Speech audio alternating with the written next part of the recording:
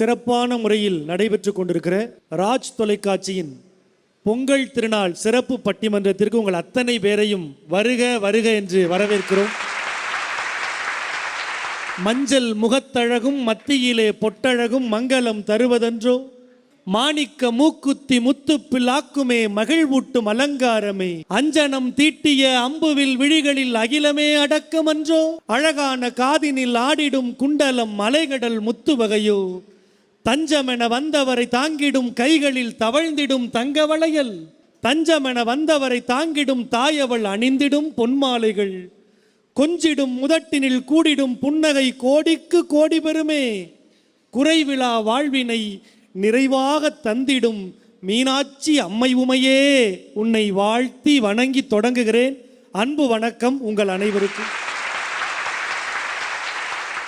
பொருள் சிறந்த திருக்குறளில் பூரித்து சிறந்தவளே, இருள் சிவந்து விடியல் வர ஏங்கி தவிப்பவளே, மறு சுமந்து பூக்காமல் மஞ்சம் ஒன்றும் பார்க்காமல், கரு சுமந்து சோறாமல் கன்னி நிலை மாறாமல், இடுப்பு வலிக்காமல் எழில் மேனி சலிக்காமல், மாங்காய் கடிக்காமல் மறுத்து வச்சு பிடிக்காமல், தாங்கும் நமக்கெல்லாம் தாயாகி வந்த அன்னை தமிழை வாழ்த்தி வணங்கி தொடங்குகிறேன். அன்பு வணக்கம் உங்கள் அனைவருக்கும். அந்நிய சக்திகளுக்கு வெறுப்பூர். ஏன்னா அந்நிய சக்திகள் உள்ள வந்தாலே இங்கே யாருக்கும் பிடிக்காது. அந்நிய சக்திகளுக்கு வெறுப்பூர். வாழ்க்கையில் ஏதாவது நல்ல மாற்றம் நிகழுமா என்று ஏங்கி வருகிறவர்களுக்கு நல்ல மாற்றத்தை வழங்குகிற திருப்பூர். எங்களை மாதிரியான நல்ல நல்ல கலைஞர்களுக்கு விருப்பூர். இந்த அற்புதமான டாலர் சிட்டியான எங்கள் திருப்பூருக்கு பணிவான வணக்கத்தை சொல்லி, நான் ரொம்ப அழகாக கேட்டு ரசிக்கிற மக்கள் திருப்பூர் மக்கள் தான். ஏன்னா இதயத்தில் ஈரம் மட்டும் கிடையாதுங்க, ரத்தத்தில் வீரமும் நிறைந்த மக்கள் திருப்பூர் மக்கள் தான். எத்தனை அடி கொடுத்தாலும் கொடியின் பிடி விடுக்காத திருப்பூர் குமரன் வாழ்ந்த பூமிங்க இந்த திருப்பூர் பூமி. சென்னிமலைக்கும் சிவன்மலைக்கும் நடுவே மக்களை வாழ்விப்பதற்காகவே வாழ்ந்த தீரன் சின்னமலை வாழ்ந்த ஊருங்க இந்த திருப்பூர். அப்படிப்பட்ட அழகான திருப்பூரில் ராஜ் தொலைக்காட்சியின் பொங்கல் திருநாள் பட்டிமன்றத்தில் உங்களை எல்லாம் சந்திப்பதில் மற்றற்ற மகிழ்ச்சி. பொதுவாக நாம் நிறைய பட்டிமன்றம் கேட்டிருப்போம். பண்டிகை அன்னைக்கு தொலைக்காட்சி பெட்டி முன்னாடி பட்டிமன்றங்கள் பார்ப்போம். நல்ல தமிழோடு பட்டிமன்றங்கள் அரங்கேறின காலம் ஒரு காலம். இன்னைக்கு பட்டிமன்றங்கள் குட்டி மன்றங்களாக மாறி அது வெட்டி மன்றங்களாக மாறிக்கிட்டு இருக்கிற வேலைகளில் நல்ல பட்டிமன்றத்தை ரசிப்பதற்காக வந்திருக்கிற திருப்பூர் மக்களுக்கு என் மறுவணக்கம். ஏன்னா வாழ்க்கையில் ஒரு திருப்பம் வேணும்னா திருப்பூருக்கு வரணும். நல்ல மாற்றங்களை அங்கீகரிக்கிற ஊர் திருப்பூர். பொதுவாக நாம் பொங்கல் பண்டிகையை ஏன் கொண்டாடுறோம் அப்படின்னு ஒரு பையன்கிட்ட போய், தம்பி பொங்கல்னா என்னன்னு அவன் சொன்ன, காலையில் சரவணபவனில் சாப்பிடுவோம்ல அதானே அப்படின்னா. அது இல்லைங்க, பொங்கல்னா உணவு இல்லை, பொங்கல் என்றால் தமிழர்களின் நாடி நரம்பெல்லாம் பிணைந்திருக்கிற உணர்வு தான் பொங்கல். ஏன் தெரியுமாங்க? நன்றி சொல்லுகிற நாள் பொங்கல். நீங்கள் மேலை நாடுகளுக்கு போனால் தேங்க்ஸ் கிவிங் டே அப்படின்னே ஒரு நாள் உண்டு. ஆனால் நம்ம நாட்டில் அப்படி ஒரு நாள் கிடையாது. நன்றி சொல்லுவதற்காகவே தமிழர்கள் அறிவித்த நாள் தான் இந்த பொங்கல் திருநாள். ஏங்க நாம் 3 வேளை சாப்பிட்றோம்.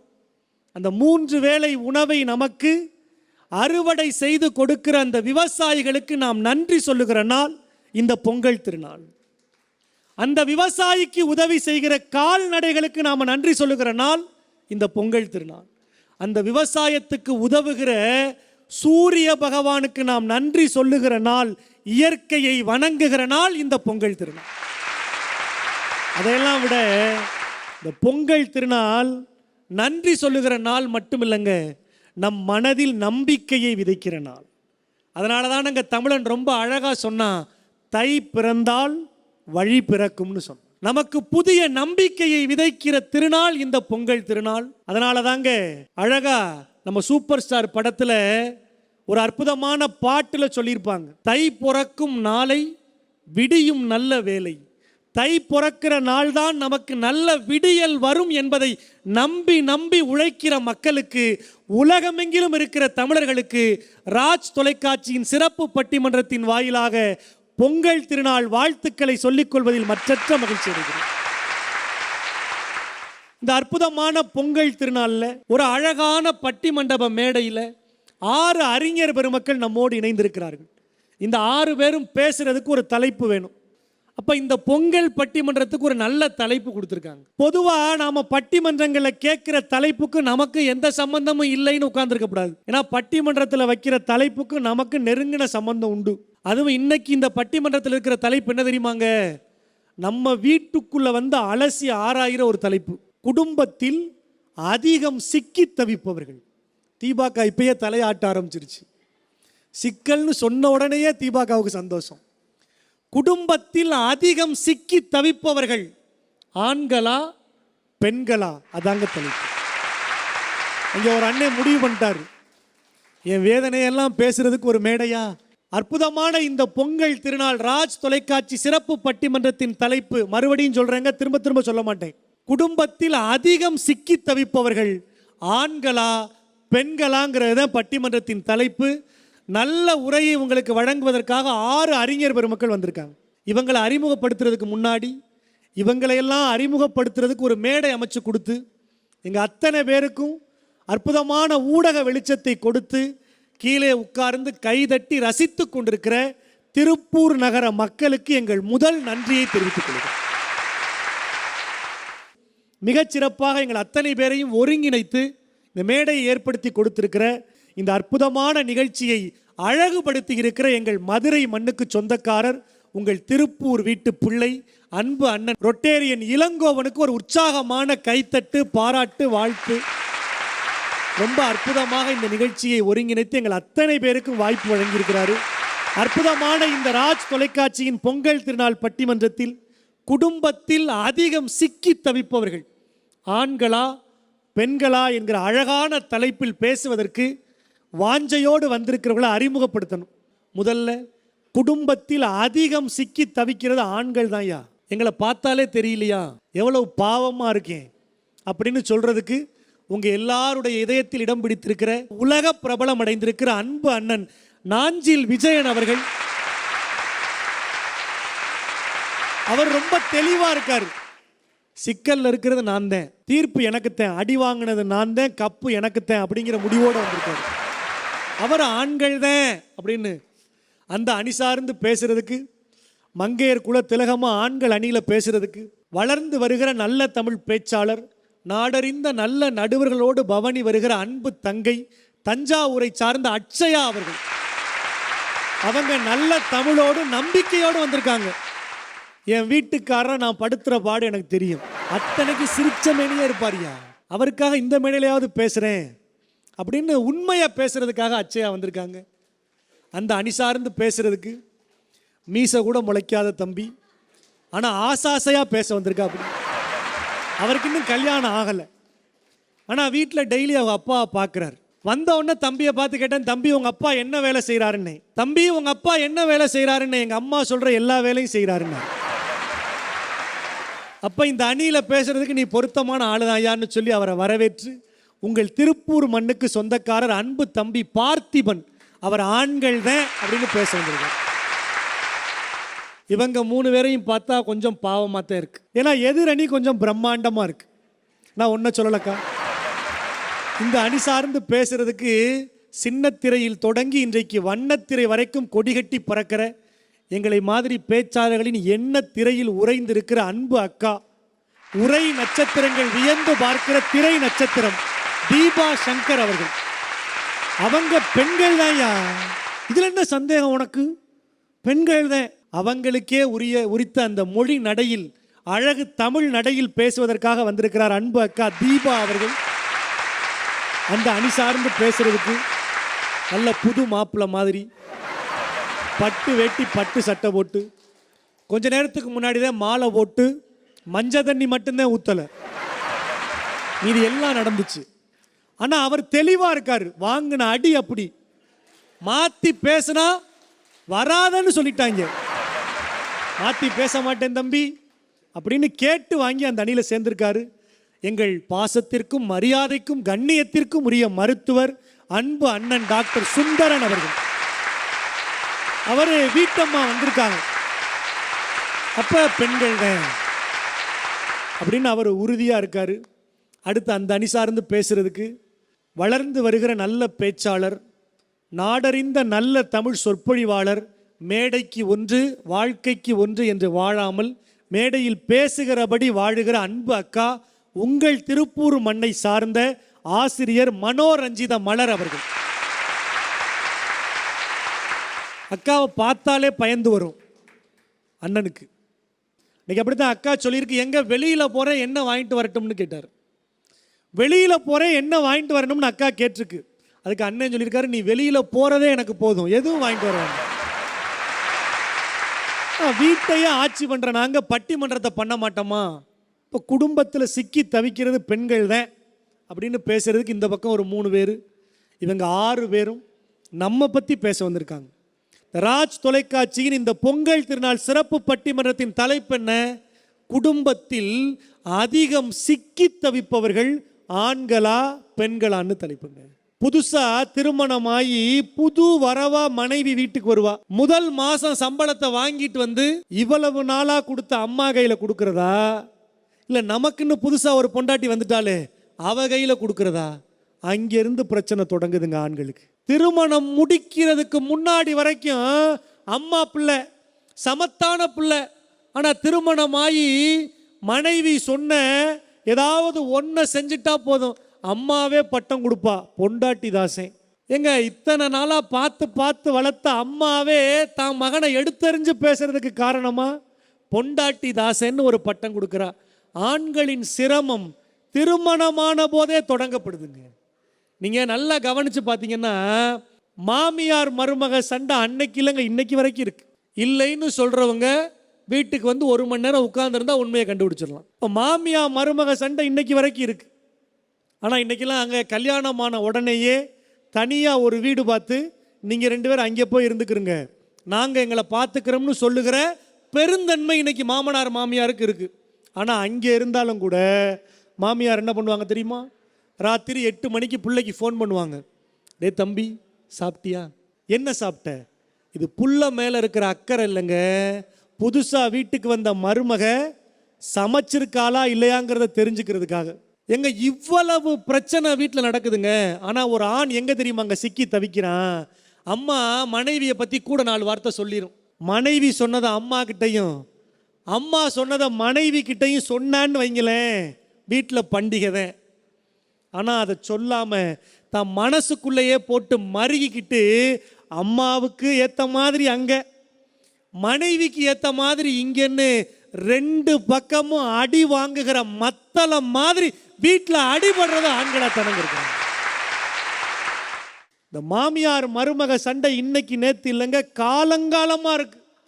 ஆனால் இதில் உரல்ல அடிபடுற உலக்க மாதிரி அடிபட்டு சிக்கி சின்ன பின்னமாகி தவிக்கிறது ஆண்கள் தாங்க. இங்கே பெண்கள்லாம் சொல்றீங்க தனி கொடுத்தனம் போகணும்னு சொல்கிறோம், நீ கேட்கவே மாட்டேங்கிற. உங்கள் அம்மா தான் முக்கியமா, உன் தங்கச்சி தான் முக்கியமா, தனி கொடுத்தம் போகணும்னு கூப்பிட்றேன்ல, ஏன் வர மாட்டேங்கிற அப்படின்னு மனைவி ஒரு பக்கம். 10 மாதம் சுமந்து பெற்று நல்லா படிக்க வச்சு என் பிள்ளை என்னை பார்த்துக்காதான்னு ஏங்கி ஏங்கி வளர்த்த அம்மா ஒரு பக்கம்.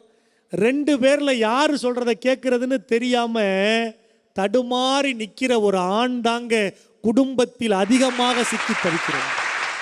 2 பக்கமும் ஆண்களுக்கு தாங்க பிரச்சனை. நீங்கள் நல்லா கவனிங்களேன், திருமணம் ஆகிறதுக்கு முன்னாடி வரைக்கும் ஒரு வழி சொந்தம் தான். ஆனால் திருமணத்துக்கு பிறகு மனைவி வழி சொந்தத்தையும் அரவணைச்சு போகணும். இல்லைன்னா மாப்பிள்ளை எங்கள்கிட்ட சரியாகவே பேச மாட்டேங்கிறாரு, மாப்பிள்ளை எங்களை கண்டுக்கிறதே இல்லை. போகிற பக்கமெல்லாம் இந்த ஆண்களை குறி வச்சு இந்த கால் வைக்கிற இடமெல்லாம் கன்னி வெடியாக இருக்குன்னு சொல்லுவாங்கல்ல, அந்த வாழ்க்கை தாங்க ஆண்களின் வாழ்க்கை. இப்போ யார் மனசும் நோகாம முடிவெடுக்கிற ஒரு ஆற்றல் யாருக்கு இருக்குன்னா அது குடும்பத்தில் இருக்கிற ஆண்களுக்கு தான் இருக்கு. அம்மா மனசும் நோகக்கூடாது, மனைவி மனசும் நோகக்கூடாது, தன் வீட்டு சொந்தமும் நோகக்கூடாது, மனைவி வீட்டு சொந்தமும் நோகக்கூடாதுன்னு பார்த்து பார்த்து முடிவெடுக்கிற ஆற்றல் ஆண்களுக்கு தாங்க இருக்கு. நீங்க நல்லா கவனிங்களேன், மகாத்மா காந்தி தன் சுயசரிதையில் எழுதி வச்சாருங்க, வெறும் ஆத்மாவாக இருந்த என்னை மகாத்மாவாக மாற்றியது கஸ்தூரிபாய் எழுதி வச்சார். செவிகள் பழுதானாலும் என் கவிகள் பழுதாகாமல் காத்தவள் என் மனைவி பொன்னம்மான்னு கண்ணதாசன் எழுதி வச்சார். ஆனால் நீங்கள் வரலாற்றை புரட்டி பாருங்க, எந்த உயர்ந்த சாதனை படைத்த பெண்மணியாவது இப்படி எழுதி வச்ச 2 வரியை நம்மளால சொல்ல முடியுமா? சொல்ல முடியுமாங்க? எங்க எல்லாத்தையும் கூட்டி கழிச்சு பார்க்குறப்ப குடும்பத்தில் மத்தளம் மாதிரி உரல் மாதிரி அடிபட்டு மிதிபட்டு சிக்கல்ல சின்னாபின்னமாகி சிக்கி தவிக்கிறது ஆண்கள் தான் அப்படின்னு தீர்ப்பு கொடுத்தா நாஞ்சில் விஜயன் சந்தோஷப்படுவார். ஆனால் இவங்க என்ன பேசியிருக்காங்கன்னு பார்க்கணும்ல. அதை ஒரு 2 நிமிஷம் பார்த்துட்டு நம்ம தீர்ப்பு சொல்லுவாங்க. இத்தனையும் பட்டு சிரமப்பட்டு ஆண்கள் சிக்கி சின்னாபின்னம் ஆகிறாங்க, உண்மைதான். ஆனால் இந்த பெண்களை நாம் அவ்வளவு சாதாரணமாக நினச்சிட முடியாதுங்க. அது வரைக்கும் வாழ்ந்த ஊர் வேற, குடும்ப பழக்க வழக்கம் வேற, கும்பிடுற சாமி வேற. ஆனால் 3 முடிச்சு போட்ட உடனே வீட்டை மாற்றணும், பழக்க வழக்கத்தை மாற்றணும், கும்பிட்ட சாமியை மாற்றணும். ஏங்க அது வரைக்கும் இருந்த அப்பாவோட இனிஷியலை கூட மாற்றணுங்கிற சிக்கல் ஒரு பெண்ணுக்கு இருக்கிற போது கொஞ்சமாவது யோசிச்சு பார்க்கணும்ல. இவங்கெல்லாம் சொல்கிறாங்க பெண்கள் அதை வாங்கி கொடு இதை வாங்கி கொடுன்னு கேட்குறாங்க. எங்க நல்லா கவனிச்சு பாருங்க, அதை வாங்கி கொடு இதை வாங்கி கொடுன்னு கேட்குற பெண்களை மட்டும்தானங்க பட்டியல் போடுறோம். எதையுமே எதிர்பார்க்காம கூழோ கஞ்சியோ கூடி இருப்போம்னு உங்களுக்காகவே வாழுகிற பெண்கள் எத்தனை பேர் இருக்கிறாங்க. அவங்கள பற்றி நம்ம மேடையில் பேசுகிறோமா? எங்க இன்னும் ஒருபடி மேலே போயே சொல்கிறேங்க, கணவனை இழந்து ஒரு பெண் தனி ஆளாய் தன் பிள்ளைகளை படிக்க வச்சு ஆளாக்குறது எவ்வளவு சிரமம் தெரியுமா? நீங்கள் நல்லா கவனிங்க. மனைவி இல்லாமல் கணவன் மட்டும் இருக்கிற வீட்டில் வளருகிற பிள்ளைகள், ஏன்னா அப்பா சம்பாதிக்கிறாரு, இன்னொரு கல்யாணம் கூட பண்ணிக்கிடுவார். ஆனால் கணவனை இழந்து ஒரு தனி ஆளா தன் பிள்ளைகளை ஆளாக்க நினைக்கிற ஒரு பெண்ணை இந்த சமூகம் என்னென்ன சொல்லி கூப்பிடுங்க, என்னென்ன சொல்லி கூப்பிடும். எங்கள் குடும்பத்தில் மட்டும் இல்லைங்க, அலுவலகத்தில் அவள் முறைப்படி அவள் அனுபவத்தில் அவள் எக்ஸ்பீரியன்ஸில் அவள் ஆற்றலில் பதவி உயர்வு வாங்கியிருப்பா. என்ன தெரியுமாங்க சொல்லும் இந்த சமூகம்? அவள் எப்படி அந்த இடத்துக்கு வந்தான்னு எங்களுக்கு தெரியாதா? ஒற்றை வார்த்தையில் பெண்ணின் வளர்ச்சியை பொசுக்குகிற கூட்டமாக இந்த கூட்டம் இருக்குங்க. ஆனால் இதையெல்லாம் தாண்டி ஒரு பெண் அதிகமாக எங்கே தெரியுமாங்க சிக்கி தவிக்கிறா? புகுந்த வீடா பிறந்த வீடான்னு வர்ற இடத்துல இவ்வளவு நாள் பார்த்து பார்த்து வளர்த்த அப்பா, தனக்கு பாதுகாப்பாக இருந்த அண்ணன் தம்பி, ஆனால் தான் வீட்டுக்காரன் வர்றியா இல்லையா அப்படின்னு கேட்டா பதில் பேசாமல் பின்னாடியே போகணுங்க. உண்டா இல்லையா? உண்டா இல்லையாங்க? இப்போ ஒரு குடும்பம் உடைபடாமல் இருக்கு, ஒரு குடும்பம் கட்டுக்கோப்பாக இருக்கு, ஒரு குடும்பம் தலை நிமிர்ந்து நிற்க அதிகமான வலிகளை தனக்குள் தாங்கி சகித்து கொண்டு வாழுகிற சக்தி ஒரு பெண்ணுக்குத்தான் இருக்கிறது. இன்னும் கூடுதலா சொல்றேனே, ஒரு ஆணுக்கு எப்ப தெரியுமாங்க மகிழ்ச்சி? ஒரு ஆணுக்கு எப்ப தெரியுமா மகிழ்ச்சி? தனக்கு ஆம்பளை பிள்ளை பிறந்தா கூட ஒரு ஆணுக்கு மகிழ்ச்சி இல்லைங்க. தனக்கு ஒரு அழகான பெண் குழந்தை பிறந்துட்டான்னு வைங்களேன், அதுதாங்க ஆணுக்கு மிகப்பெரிய மகிழ்ச்சி. எங்க அம்மா பிறந்துட்டா, எங்க அம்மா பிறந்துட்டா பாரு, என் மக பேசுறது எங்க அம்மா மாதிரியே இருக்கு அப்படின்னு உச்சி முகர்ந்து பாராட்டி தீர்க்கிற ஆண்கள் பெண் குழந்தையத்தானங்க கொண்டாடுறாங்க. அப்ப நீங்க நல்லா கவனிச்சிங்கன்னா, தன் கணவனுக்காக தான் புகுந்த வீட்டுக்காக எல்லாவற்றையும் சகித்து கொண்டு, நீ சம்பாரிச்சு கொடுத்தாலும் சிரிக்கணும், நீ சம்பாரிச்சு கொடுக்கலைனாலும் சிரிக்கணும், நீ குடிச்சிட்டு வந்தாலும் சிரிக்கணும், நீ குடிக்காம வந்தாலும் சிரிக்கணும், நீ கௌரவமா நடக்கணுங்கிறதுக்காக ஒவ்வொரு முறை வீதியில் இறங்குகிற போதும் தன் வலி அத்தனையும் பொறுத்து கொண்டு சிரித்து கொண்டே நடிக்கிற பெண்கள் தானங்க அதிகமா சிக்கி தவிக்கிறாங்க. அப்ப குடும்பத்தில் அதிகமாக சிக்கி தவிக்கிறவர்கள் பெண்கள் தான் அப்படின்னு தீர்ப்பு கொடுத்துடலாமா? இப்போ நீங்கள் எல்லாரும் என்ன பார்க்கறது புரியுது. இப்போ எதுக்கு தாண்டா தீர்ப்பு கொடுக்க போகிறேன்? இப்போ குடும்பத்தில் சிக்கலுக்குள்ளாகி சின்னா பின்னமாகி தங்கள் வழியை பொறுத்துக்கிட்டு வேதனையை சகிச்சுக்கிட்டு வாழ்றது ஆண்களா பெண்களா அப்படின்னு நாம் ஒரு கேள்வியை கேட்டு 2 பக்கம் பேசுனதை அலட்சி ஆராய்ஞ்சு ஒரு முடிவுக்கு வந்து தராசை நிறுத்து பார்த்தா 2 பக்கமும் தட்டு சமமா இருக்கு. அப்ப குடும்பத்தில் அதிகம் சிக்கி தவிப்பவர்கள் ஆண்களும் பெண்களும் தான் அப்படின்னு தீர்ப்பு கொடுத்தா, இதுக்கா எங்களை 3 மணி நேரம் உட்கார வச்சிய அப்படின்னு நீங்க கேட்க மாட்டீங்களா? அப்ப நான் இப்படி சொல்லி நிறைவு செய்யறேங்க. ரொம்ப அழகா நாஞ்சில் விஜயன் சொன்னார்ல, ஒரு பெண் என்ன பண்ணிடுவா, 10,000 ரூபா பட்டுப்புடவையா இருந்தாலும் முந்தானை எடுத்து மூக்க சிந்தி அழுதுருவாங்க. எத்தனை பேர் இருந்தாலும் அவன் முன்னாடி அழுதுருவா. ஆனால் ஒரு ஆணால் அழுக முடியுமா? ஒரு ஆணால் அழுக முடியுமாங்க? எங்கே தான் பிள்ளைங்க முன்னாடி அழுதா அப்பா மேல தான் பிள்ளைங்க வச்சிருக்கிற நம்பிக்கை போயிருமோ? எங்கே தான் மனைவி முன்னாடி அழுதா ஐயோ நம்ம வீட்டுக்காரர் கலங்கிட்டாரேன்னு தான் மனைவி உடைஞ்சு போயிடுவாளோன்னு பயந்து, எங்கே தான் கூட பிறந்த அண்ணன் தம்பி அக்கா தங்கச்சி முன்னாடி அழுதா நம்ம தம்பி நல்லா இருக்கான்னு நினைச்சோம், இப்படி கலங்கி நிக்கிறானேன்னு சொல்லி தான் உடம்பிறந்தார் நினைச்சிருவாங்கன்னு பயந்தோம். தான் நண்பர்கள் முன்னாடி அழுதா கூட பாடுறா இவன் அழுகுனி பயலா இருக்கான்னு தன் நண்பர்கள் சொல்லிடுவாங்களோன்னு பயந்தோம். யாருக்கும் தெரியாம கழிப்பறையில் ஒரு ஆண் அழுகிற அழுகை அவனுக்கு மட்டும்தாங்க தெரியும். அது அவனுக்கு மட்டும்தாங்க தெரியும். நான் இப்படி சொல்றேனே, ஒரு பெண் சம்பாதித்தால் அந்த பணம் அவளுக்கானது என்று இந்த சமூகம் ஏற்க தொடங்கிவிட்டது. ஆனால் ஒரு ஆண் சம்பாதித்தால் அந்த பணம் அவனுக்கானதல்ல, அவன் சார்ந்த குடும்பத்திற்கானது என்று சொன்னார். இன்றைக்கு வரைக்கும் குடும்பம் என்கிற இந்த சக்கரத்தில் சுழன்று சுழன்று சிக்கி சிக்கி தவித்து தவித்து துடித்து கொண்டிருக்கிறவர்கள் பெண்களை விட ஆண்கள்தான் என்கிற நல்ல தீர்ப்பை இந்த மன்றத்தில் வழங்கி உலகமெங்கிலும் பார்த்து கொண்டிருக்கிற ராஜ் தொலைக்காட்சி நேயர்களே, உங்கள் வீட்டிலும் உங்களுக்காகவே உழைக்கிற, உங்களுக்காகவே பணி செய்கிற, தன் இரத்த துளிகளை வியர்வையாக சிந்துகிற அப்பாக்களுக்கு இந்த தீர்ப்பை சமர்ப்பணம் செய்து,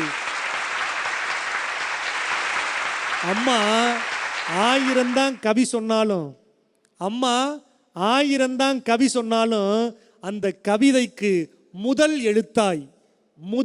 எழுத்தாய் இருப்பது அப்பாதான் என்கிற காரணத்தால் குடும்பத்தில் அதிகம் சிக்கி தவிப்பவர்கள் ஆண்கள் தான் என்கிற நல்ல தீர்ப்பை இந்த பொங்கல் திருநாள் பட்டிமன்றத்தில் வழங்கி இதுகாரும் கேட்டு ரசித்த உங்கள் அத்தனை பேருக்கும் வணக்கம் சொல்லி நன்றி கூறி வாழ்த்து கூறி கடைசியா நிறைவா புறப்படுறதுக்கு முன்னாடி ஒன்றை சொல்லி நிறைவு செய்கிறேன். போயிட்டு வர்றேன். நன்றி, வணக்கம்.